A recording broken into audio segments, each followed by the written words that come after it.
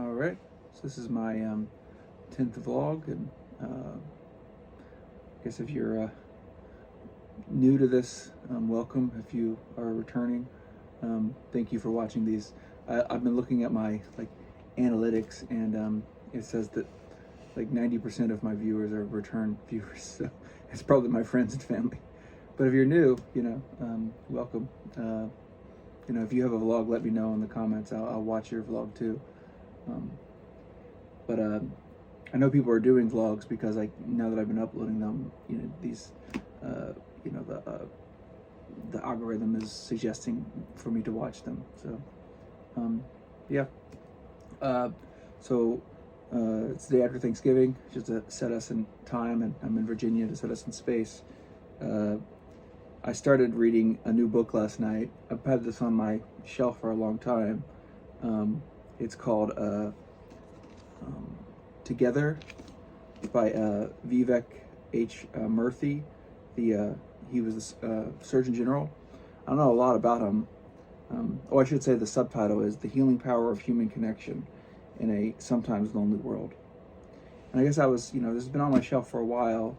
I'm interested in this topic, not because I'm particularly lonely or anything. I think probably should address that, I'm doing a vlog and now I'm reading a book about loneliness. It's oh, does that mean that, Jason is lonely? I mean, not really. What's interesting is this book, the first chapter makes a distinction between solitude versus isolation, and the two different traditions. So solitude is, the enterprise of mystics and, meditators and monks and ascetics, right? Whereas isolation is like prisoners and people in hospitals and, people in the middle of nowhere, hermits who did not elect to be hermits. So it's solitude is something that nourishes. Isolation is like a need that's not being satisfied, like a thirst or hunger, but for social connection. But anyhow, I've only gotten through about a chapter of this, but the reason why I was interested is not because I'm quote unquote lonely or isolated or anything like that. It's just because I feel like it's a big deal. I think socially, culturally, this is just me being, my personal opinion, that that's one of our biggest problems in our society is isolation.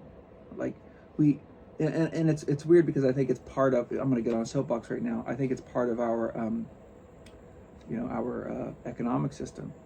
I think that our economic system. I'm not going to get my red flag start waving around or anything. That's not where this video is going. But I do think that our economic system frames us as these isolated nodes. These consumer nodes, and we're separate from each other. There's no collective experience. I am an individual consumer. I have so much economic potential. I need to satisfy those. I have needs and desires, and I use my my wealth or whatever, my social function. I do things for society. I get money, and then I satisfy my desires. It's this. It basically I think that I'm theorizing this and maybe overthinking it, but I think part of being specifically in the United States is you are an individual separated from other people. You have desires, and and how do you find meaning in life? By satisfying those desires, and it's often seen as an economic exchange. You might have people related to you. You might have people adjacent, part of your circle of interest, but once again, your relationship to them is oh, I'm going to, my children, I need to make sure that I solve the economic problems of their schooling or their health or their shelter, of my parents. I need to make sure that they have health care, they have,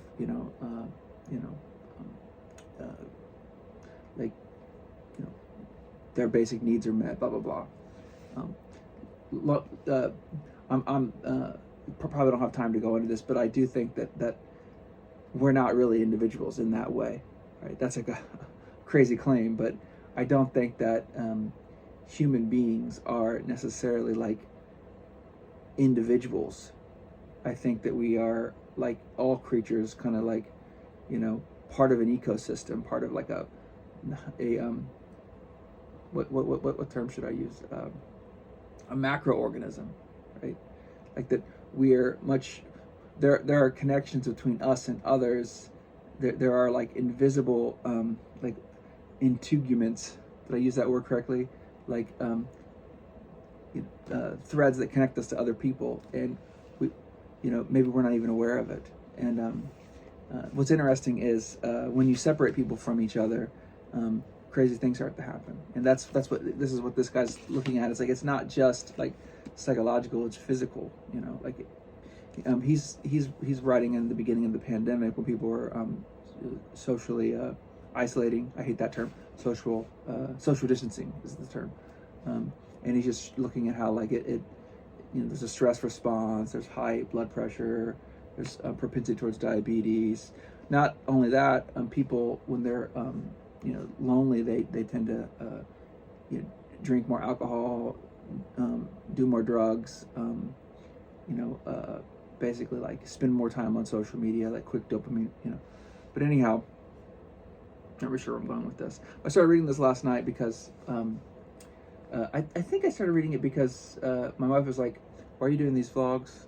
Are you lonely?" I'm like, "Not really," but I guess maybe if I have to be honest, I think that I feel like the internet makes people more lonely, and that's where I think that's where I'm coming to this vlog from. Is I think that it wasn't always the case that the internet made people feel lonely. I think that there was potential for actual connection on the internet at one point. But that, like, because of things like monetization and that's one thing. It's where every relationship online becomes one of like, what am I gonna sell you? Not just like content creators or people just interacting and nerding out together. And then now, like with AI, it's like you don't even know what's real. And then political polarization. It's like people's like cognition is distorted because they just process everything through like a pre-established narrative, and then it's like the internet is not even it's become this place where like you just can't have a human connection. Like not only do none of these people care about you, they're judging you and figuring out if you're part of their tribe, or they're trying to sell you something, or they're not even real. They're just AI. They're just kind of empty masks. It's this, to circle all the way back to this Vivek Murthy thing. It's like the internet has become like this dehumanized zone, or maybe it's becoming this dehumanized zone. I know, like something like a vlog, a daily update where you just start, talking about your life is like the opposite of that. And it might have potential for human connection. I do know that, I've gotten a couple of text messages from friends who's watched this. I've, I mentioned a book, Shadow of the Torturer, in another video, and my little brother texted me and was like, "Oh, I'm gonna get that book."